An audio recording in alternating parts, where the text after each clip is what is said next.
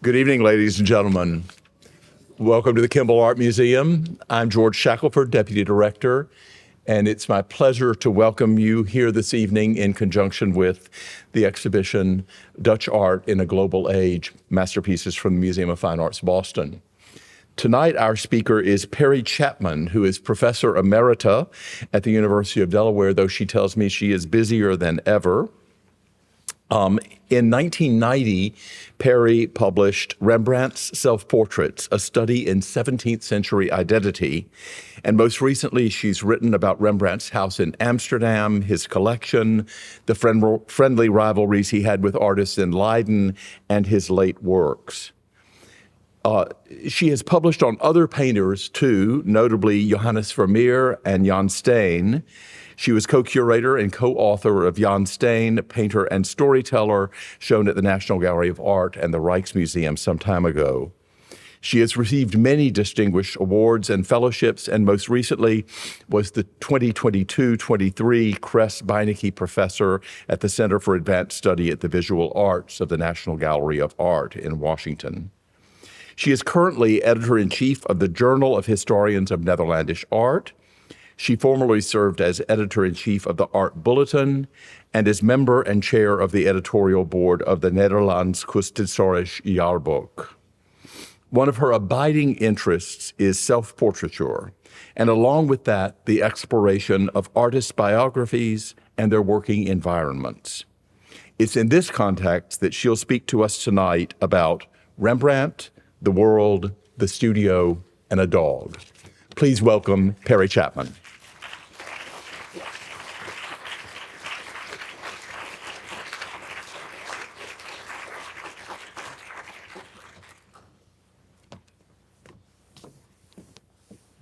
Thank you, George, for that nice introduction. Thank you, everybody here at the Kimball, for inviting me, and thank you, audience, for coming out on a Friday evening.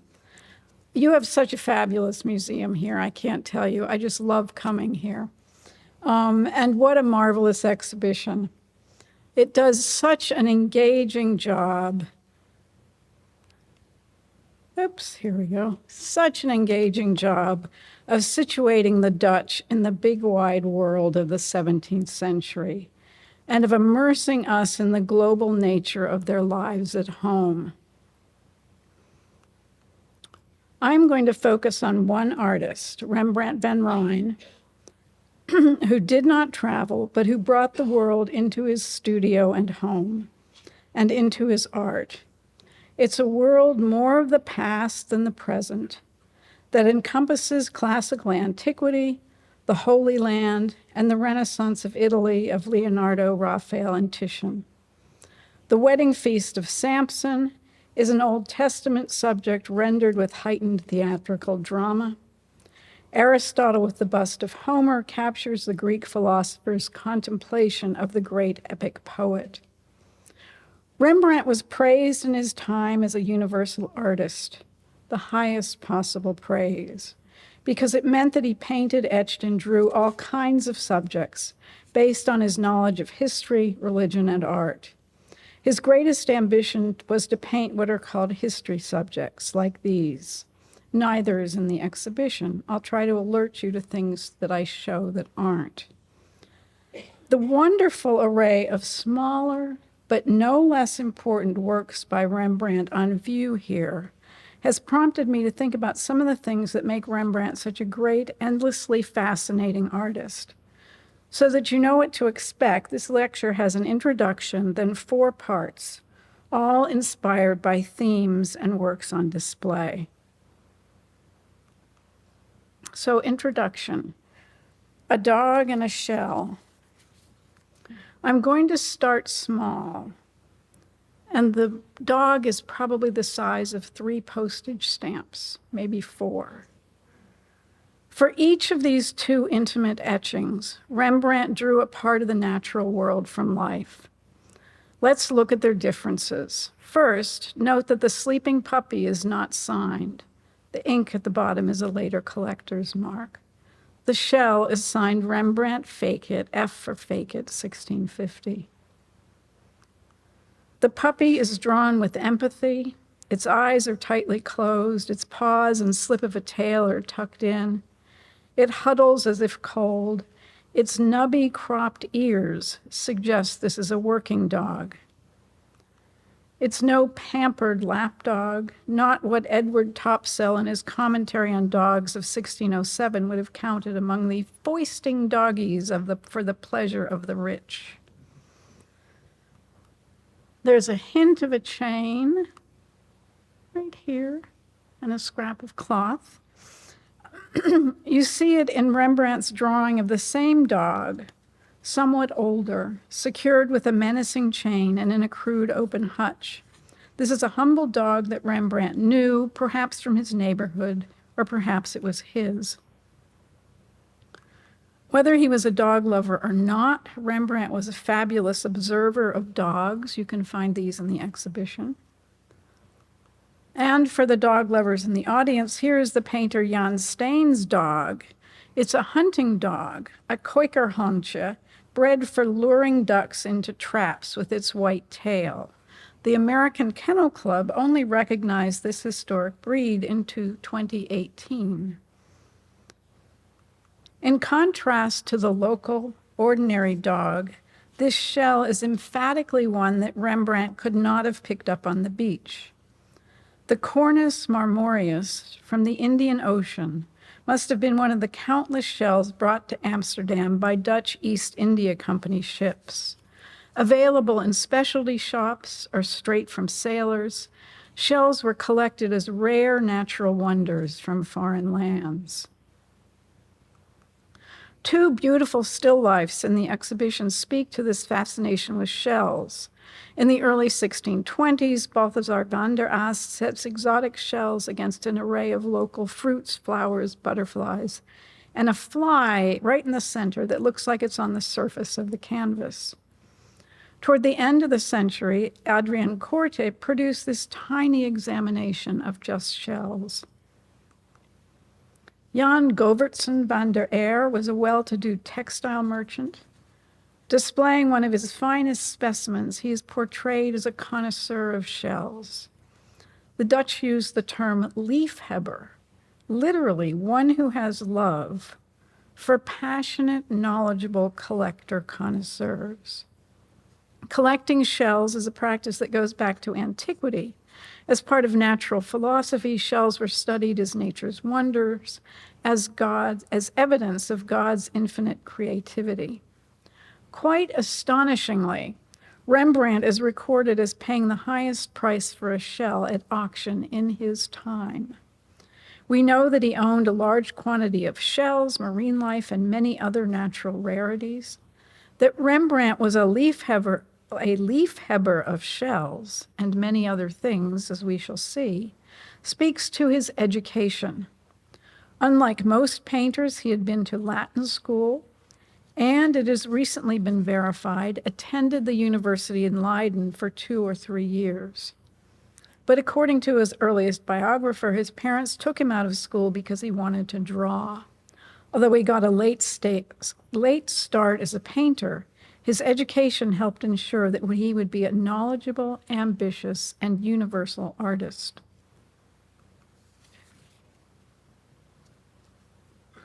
In the everyday puppy, we see Rembrandt's humanity. In the shell, we see him marveling at the extraordinary. Seemingly minor efforts in the scheme of Rembrandt's vast production. They get loving attention and almost equal care, but only the important shell is signed. We see two sides of an artist profoundly curious about the world and driven by love of art. Part 1, Leiden, studio rivalry. Rembrandt painted the artist in his studio when he was about 22 years old. It's a small but revolutionary painting that reflects the period's growing fascination with artists. It may show his studio, which would have been in his parents' house in Leiden.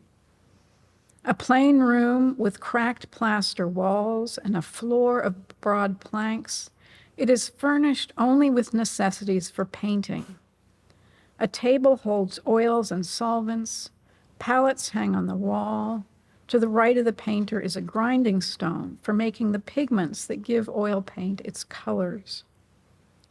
This ordinary space is the site of the extraordinary. Unusual is the large panel on the easel. Pushed to the foreground, it dominates the painter and says he is painting something important. Light streams in from the left and falls on the front of the easel. And note how light hits the corner of the edge of the panel.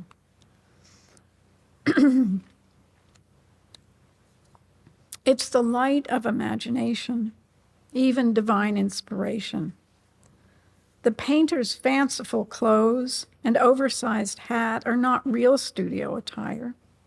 They suggest he's someone special, perhaps a prodigy given his youth. And it's that youthfulness that makes people wonder whether this is Rembrandt sort of portraying himself or portraying his first pupil, who was Gerrit Dou, who you'll meet in a minute, who was 14. He stands way back from his easel, his brush poised as if he is thinking, imagining what he will paint. His gaze at us asks us to imagine what is on the panel. The closed door here suggests he works alone. The notion that artists need solitude to think, to be inspired, contributed to the mystique of the painter in Rembrandt's time. In reality, assistants, colleagues, models, sitters for portraits, buyers, and students made studios busy places. Rembrandt's colleagues in Leiden immediately emulated his striking painting. Emulation means to imitate with the aim to improve and to invent something even better. We use the term appropriation. They called it borrowing and stealing, even though it was often sanctioned. Jan de Heem's closed door at right tells us that he's imitating Rembrandt's painting with the hope of improving upon it. I say good luck with that. He's got the perspective totally wrong, although Jan de Heem becomes a fabulous still life painter. Cleverly, he inverts Rembrandt's painter easel setup by turning the painter's back to us and showing us the front of the painting. As if criticizing the emptiness and plainness of Rembrandt's studio, de Heem introduces the accoutrements of a learned painter, books and drawings on the table, a Michelangelo-ish statue, a musical instrument to play for inspiration. And that's a map half hanging on the wall. It signifies knowledge of the world, and I don't know why it's falling off the wall. Though not in the exhibition, I can't resist showing Vermeer's art of painting of the 1660s, which culminates this tradition that Rembrandt began. Did Vermeer get the idea of the painter seen from the back from de Heem? I don't know. The map of the Netherlands here signifies Vermeer's heritage. Also not in the show is this take on Rembrandt's studio by Gerrit Dou, Rembrandt's first student, who in 1628, at age 14, came to study with Rembrandt. He'd already been trained in the meticulous crafting of stained glass windows. And already he evinced a talent for fine, precise paint handling. Compare Rembrandt's flowing, visible, and varied brushwork with Dou's polished surfaces. Perhaps Rembrandt encouraged Dou to make a variation on his picture. After all, as with athletic competition, emulation was at the heart of the sanctioned studio rivalry that prompted artists to excel. From the time they were students, painters were encouraged to rival their teachers, colleagues, artists from the past, as well as themselves. By then, a common saying was that the best artists surpass their masters. Sometimes their masters have a hard time with that. We don't know whether Rembrandt did or not. Dow, now 18, pointedly remakes Rembrandt's picture on a larger scale, set in a grander space. Notice the large column. Dow makes a nod to Rembrandt's easel, seen from the back. He brings the fancifully attired painter to the fore, seats him at a table, and surrounds him with objects that signify his learning. A classical head, books, that stringed instrument of inspiration, and the globe of universality. The fiction or irony here is that Dow is not the learned painter.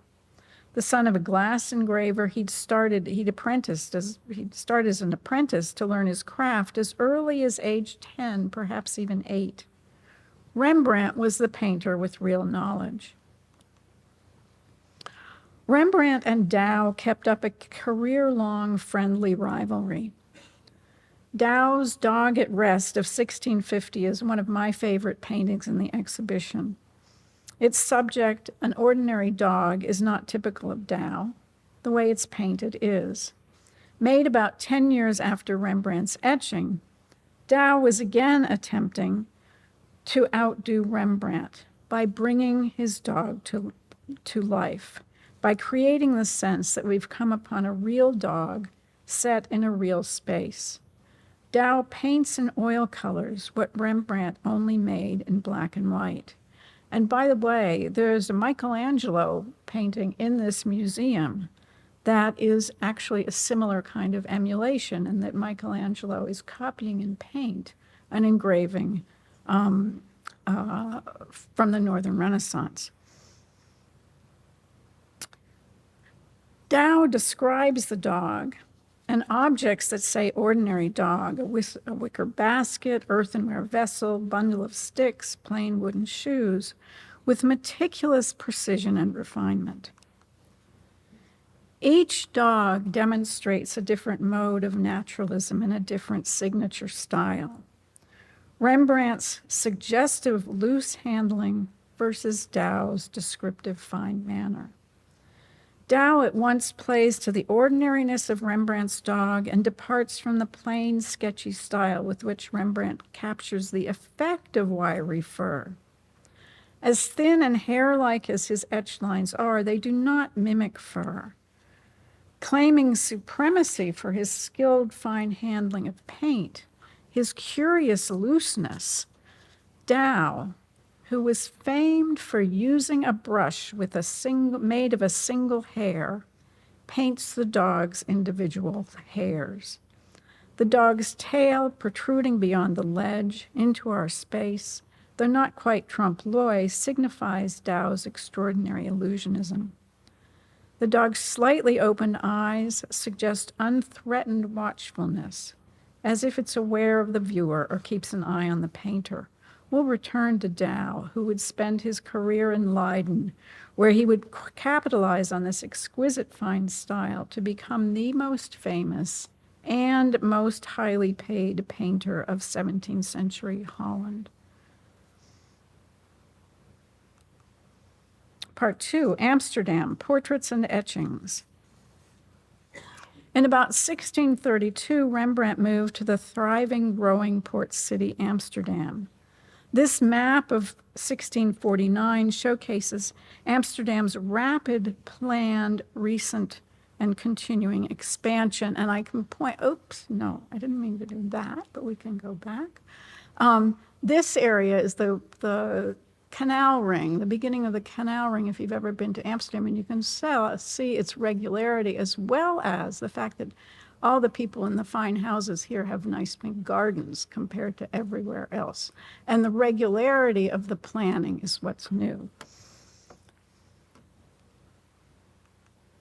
Jan van der Heyden's view of cityscape, centers on the new Westerkerk, a church finished in 1631. And this is where Rembrandt would eventually be buried. In this view of Amsterdam of 1640, the tallest church spire is the Westerkerk. Rembrandt records ships in the harbor at left, windmills on the bulwarks of the city walls recede into the distance on the right. The composition suggests the curve of the earth, as if Amsterdam is the world. For Rembrandt it was, and the move signaled his ambitions. In Amsterdam, though, he encountered a small world centering around a family named Eilenberg. Because he was not a citizen, Rembrandt could not open his own studio. Instead, he went into business with an art dealer impresario named Hendrik Eilenberg, who started a very influential art dealing company and family. Rembrandt worked in and headed Eilenberg's studio, which employed a number of painters. In 1634, he married Saskia van Eilenberg, the niece of his employer. This self-portrait shows Rembrandt with Saskia as if she is a presence in his studio as his helpmate or muse. This beautiful sympathetic likeness in the exhibition may be Rembrandt's first commissioned portrait. The sitter is Eltje Eilenberg, who was a cousin of both Hendrik and Saskia. She would be godmother to Rembrandt and Saskia's son Titus. Here, at age 62 and the wife of a reformed preacher, Eltje is conservatively but finely dressed in clothes of silk from Asia with fur trim from abroad. Quickly, Rembrandt became the most fashionable, most sought-after portrait painter in Amsterdam. Over the course of about 4 or 5 years, he painted over 30 portraits, some of them quite large, of some of the most distinguished people in Amsterdam. But this largely stopped shortly after he became a citizen and opened his own studio in 1635.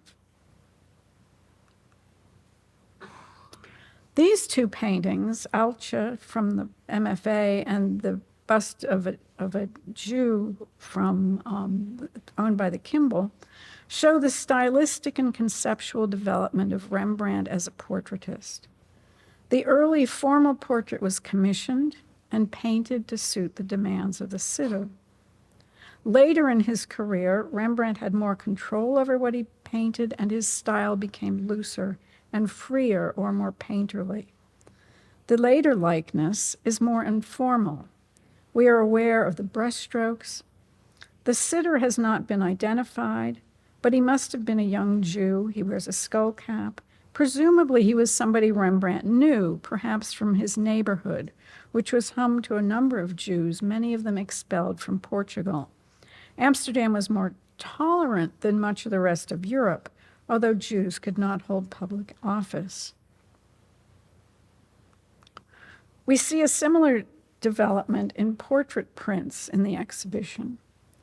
2 show members of the Jewish community.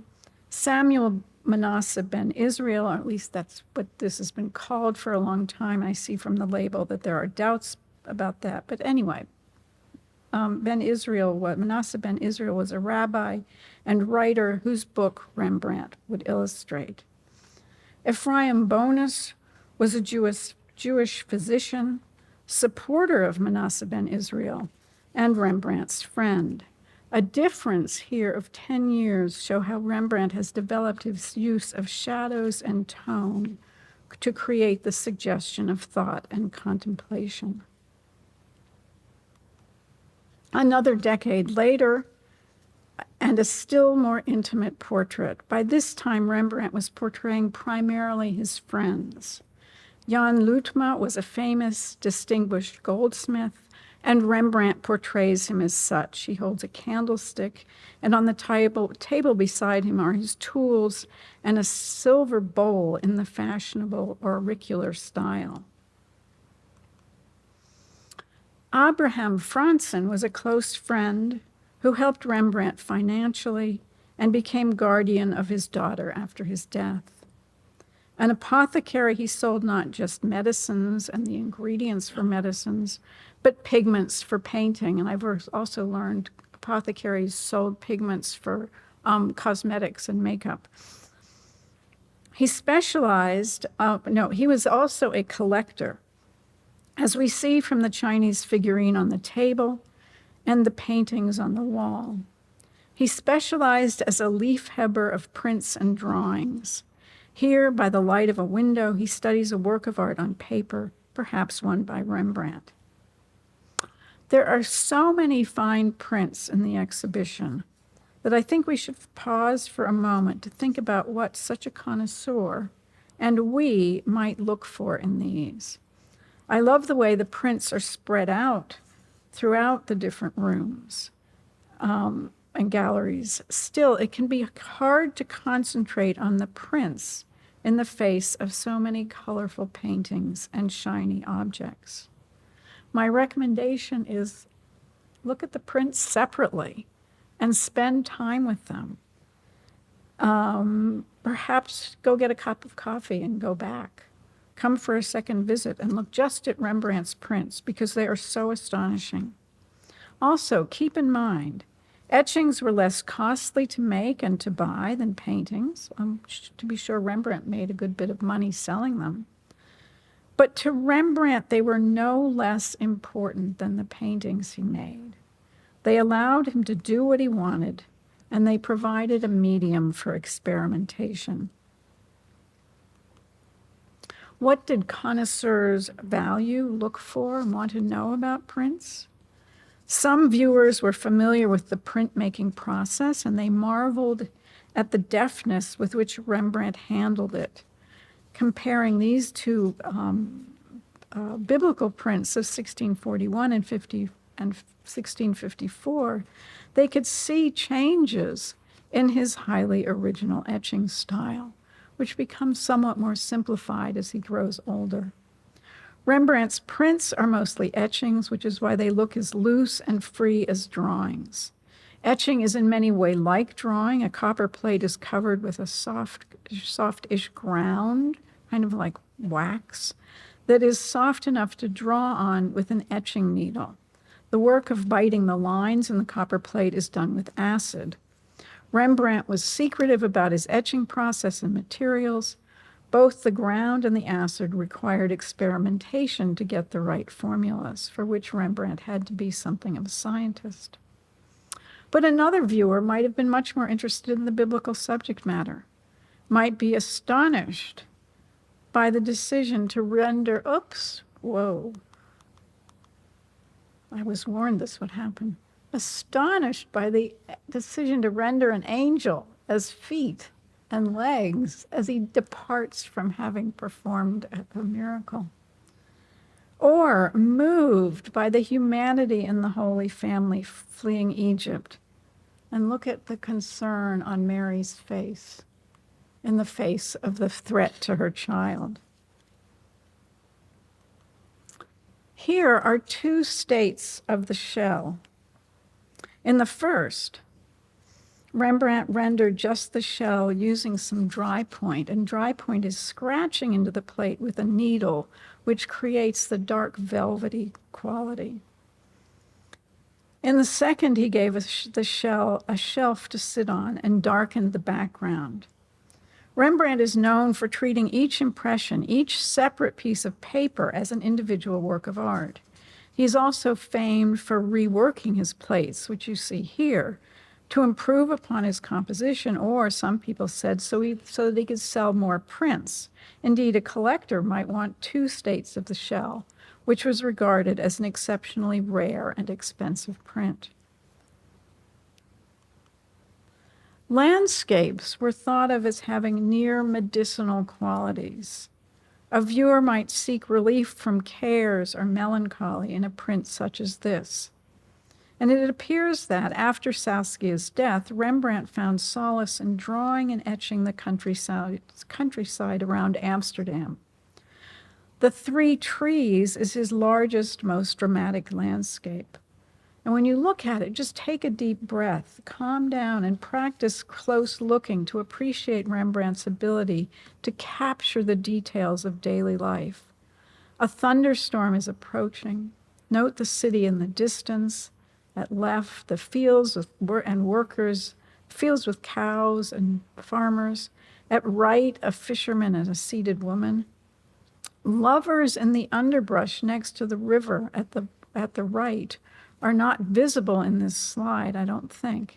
You'll have to go and look for them. Behind the rightmost tree is a horse-drawn cart full of people. Really, the period's public transportation. The Dutch were pretty advanced about that. And sitting atop the highest point is a tiny artist drawing. Perhaps it's Rembrandt. By 1650, Rembrandt's landscape style had changed to become freer and looser. Connoisseurs of Rembrandt's landscapes would have looked for his use of dry point. How dark and velvety it appears indicates the quality of the print. And you can tell from across the room that this is an exceptionally deeply tonal impression, a really high quality print, as with the three trees. The viewers of the time must also have tried to determine whether Rembrandt represented a real location or created a fictional one. Unlike many of his landscapes, this is not an identifiable place.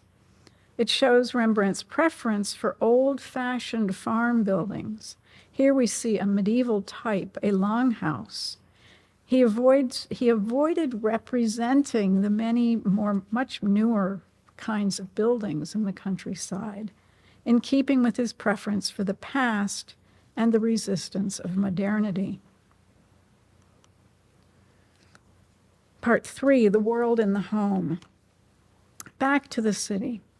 In 1639, at age 33, and at the height of his success, Rembrandt took out a loan for this expensive house in a relatively new section of Amsterdam. It had recently been modernized with a classical pediment.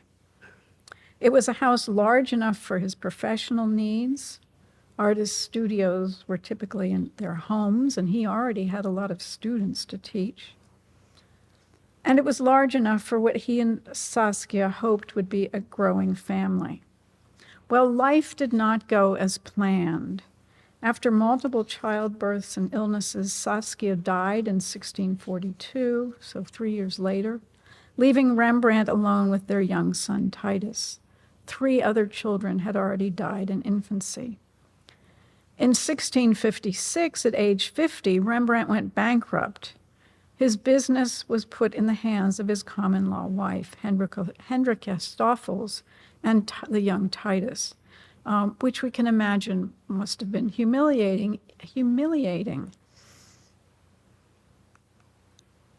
A 20-page, room-by-room inventory was made of all his possessions, down to the number of shirts at the laundry. It's now in the Amsterdam archives.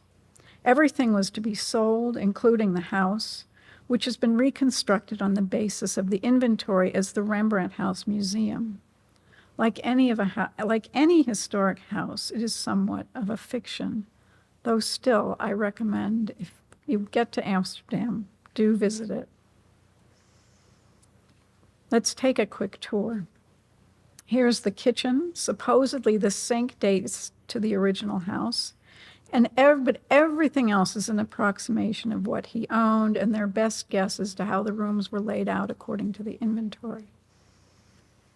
This is the forehouse or entrance hall for receiving visitors, clients, buyers, sitters for portraits.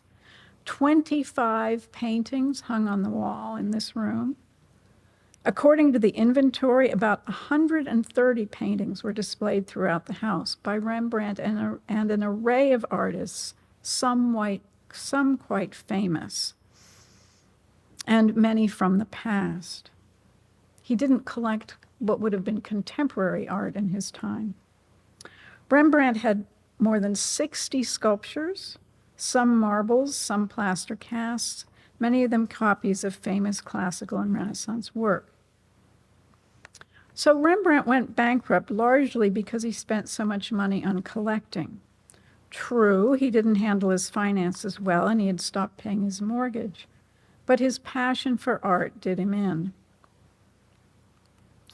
This is a corner of the more family-oriented back room that would have been used for dining and sleeping. Houses didn't yet have separate bedrooms. It's been reconstructed on the basis of this wonderful drawing of Saskia in bed. And this is Rembrandt's studio. The drawing shows how the studio looked and alludes to the practice of drawing from the nude. The house had another studio, probably in the attic, that was partitioned into spaces for his many pupils and assistants. Let's stop here in Rembrandt's Kunstkammer, which literally means art room. It's what was called a curiosity cabinet, from which we gain a sense of Rembrandt's engagement with the wider and historical world. A Kunstkammer is an early kind of collection, the forerunner of the museum. Universal collections began in the courts of Europe, and it had expanded to the educated merchant elite of Rembrandt's Holland by his time. Rembrandt's Kunstkammer was next to his studio, separated by an antechamber with a table or a place for studying his collection. Typically, an inventory like this was made upon a person's death. In this case, Rembrandt helped the official from the bankruptcy court. Only he could identify some of the works of art and books. And I suspect it was Rembrandt who directed that the inventory of the Kunstkammer start with 2 globes. That's the first line. And you see 2 globes on the shelf way at the back, just above the table. Globes, typically one of the earth, the other of the heavens, were features of a scholar's studies, as in this portrait. This is the learned Constantine Howkins in a portrait from the National Gallery in London, who was the first person to write about Rembrandt. He recognized his potential to equal Raphael and Michelangelo and likened him to the ancient Greek painter Apelles. And this was when Rembrandt was barely trained and still in Leiden. So the globes in Rembrandt's Kunstkammer would have signified his knowledge of the world, his universality. The reconstruction of the Kunstkammer provides a sense of the mix of natural rarities, shells, specimens of land and sea creatures, minerals, a large lump of white coral, and human-made rarities. Among the many sculptures were busts of Socrates, Homer, and Aristotle, along with 12 Roman emperors arranged in chronological order. Rembrandt knew his history. From far-off lands, he had glass from Venice, a Spanish screen, East Indian boxes, powder horns from East India and Turkey, Chinese bowls, a Japanese helmet, an East Indian basket full of plaster casts and heads. In the student's studio were bins of ancient and foreign weapons and stacks of old textiles and probably costumes. Many of these were used as studio props in paintings. Samson's wedding feast, which you've seen already, was praised for its historical accuracy and notably for the costumes and the guests reclining to eat as in ancient times. The blinding of Samson prominently features a weapon called a kris from Java. Rembrandt's approximately 70 Kunstbücher, and that means art books, formed the most valuable and, for his art, most important collection. These were albums, like the one on the table in front of Abraham Franzen, in which he kept his paper art, which amounted to thousands of prints and drawings. They were listed in the inventory largely by artist. Entire albums were devoted to the likes of Raphael, Lucas van Leyden, Rubens and Van Dyck, the artists that Rembrandt most admired, whether current or of the past. Especially prized were an album of drawings by the greatest masters of the whole world, and one described as the precious book of Andrea Mantegna. These amounted to a history of art for Rembrandt's time.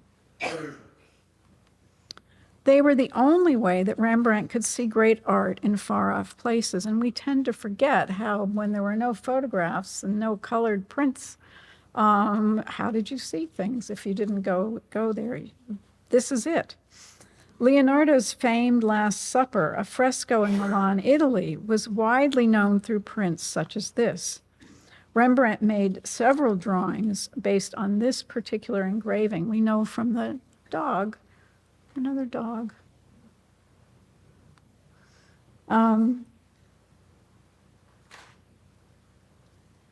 This red chalk drawing from the Metropolitan Museum shows him imagining and emulating Leonardo's moving figures. He captures the stable, calm Christ at the center and the quiet but agitated conversations among Christ's disciples, and the traitor Judas leaning away from Christ.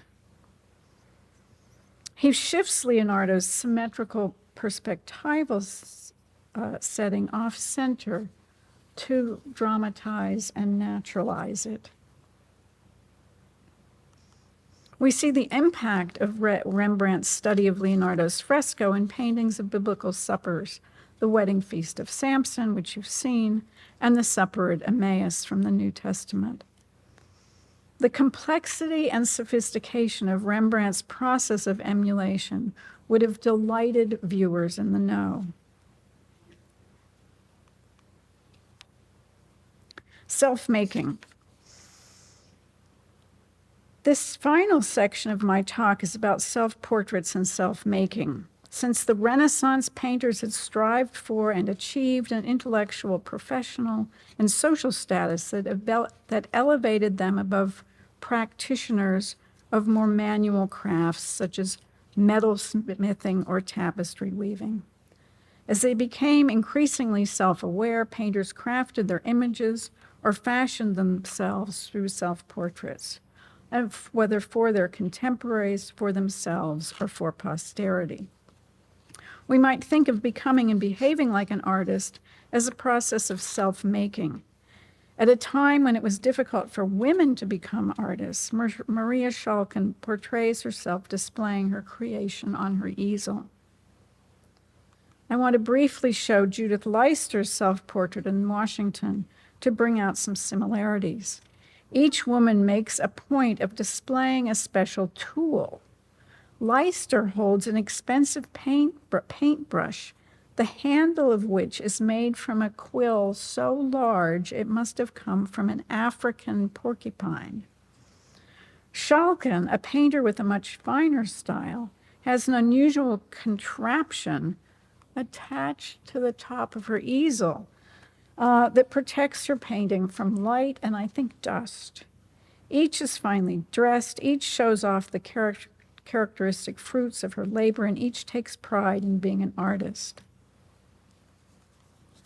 Rembrandt made at least 80 self-portraits, more in number and variety than anyone before him. We might see it as a process of self-discovery, self-invention, and self-making. 2 are in the exhibition. In the etching with Saskia of 1636, he portrays himself as an intense, thoughtful artist looking up from drawing or sketching or etching. I want to concentrate on the fiercely arrogant self-portrait leaning on a stone sill of 1639, that year he bought his house. He casts himself as a gentleman of the Renaissance, the period he most admired. He achieves this by emulating 2 portraits of famous people by famous artists that he saw in Amsterdam in that year, 1639. One was Raphael's portrait of Baldassare Castiglione, the author of a widely read book on courtly conduct. Rembrandt made a drawing when he saw it sold at auction. He notes it sold for 3,500 guilders, and the entire auction brought in over 59,000 guilders. Titian's portrait of the poet Ariosto was also briefly in Amsterdam and recorded in an engraving. Rembrandt must have especially liked the fabulously blue-sleeved arm leaning on the ledge. Then, The next year, the etching inspired Rembrandt to make a painting in which he is equally a gentleman of the past. For the Frick self-portrait on the left, Rembrandt donned splendid, fanciful robes. As if enthroned, he holds what I think is supposed to be his maul stick, like a scepter. This was the image he projected soon after his bankruptcy. 2 years later, he's more humble, a painter at his easel, in a plain white linen painter's cap. Like the puppy and the shell, Rembrandt can be the ordinary painter and the extraordinary, or both at once. The self-portrait in Kenwood House outside London is perhaps his greatest. Here he pairs painter's cap, plain painter's cap, with fanciful Renaissance-like clothing. 2 partial circles on the back wall have mystified interpreters of Rembrandt. I think they're 2 hemispheres of a wall map, and so a sign of his claim to universality. This is all a lead up to the most fabulous self-portrait in the exhibition, which Gerrit Dow painted at just about the same time. Remember, I contrasted their studio scenes from over 30 years before and their wonderful little dogs. And this is intended to give you a sense of the scale of the 2. Just as when he was 18, Dow surrounds himself with the signifiers of the elevated, learned artist, the classical head, the books, behind him the violin of inspiration, an écorché or flayed, the sculpture of a flayed man, signifies, this pointer, his knowledge of anatomy. And back there's also a globe. And the easel is pushed behind all of this. New is the window niche, Dow's signature format, which emphasizes his near illusionism.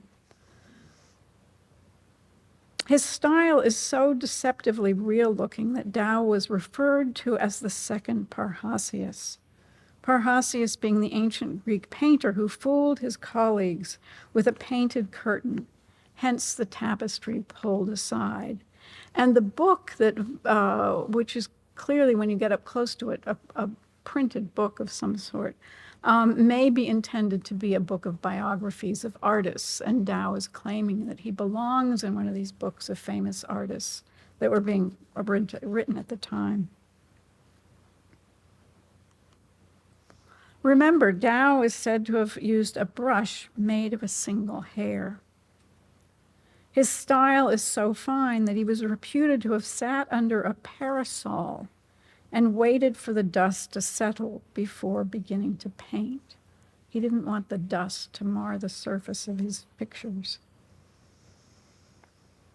Their styles had come to embody the period's extremes of rough and smooth, with Rembrandt, the master of painterly handling, and Dow achieving, it's surprising for us to know this, equal fame, and his paintings even higher prices as the founder of what would become the Leiden fine style. Did Rembrandt encourage the young Dow to pursue a manner diametrically opposed to his own already looser technique back in around 1628?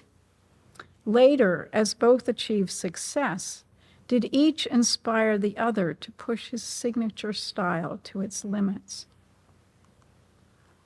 Look at the striking difference between their hands and tools. That exquisitely painted book in Dow's painting. But Rembrandt's hand becomes his palette and brushes. In this detail, we see that Rembrandt has invented a new style, a way of painting that says, this is my work. These are my brushstrokes. Nobody else can make them the same way. Aren't they magnificent in and of themselves? And with that, he invented a new kind of independent artist. The artistic self-awareness, that mix of ordinary and extraordinary, all began with the early studio scene from the Museum of Fine Arts in Boston. Thank you.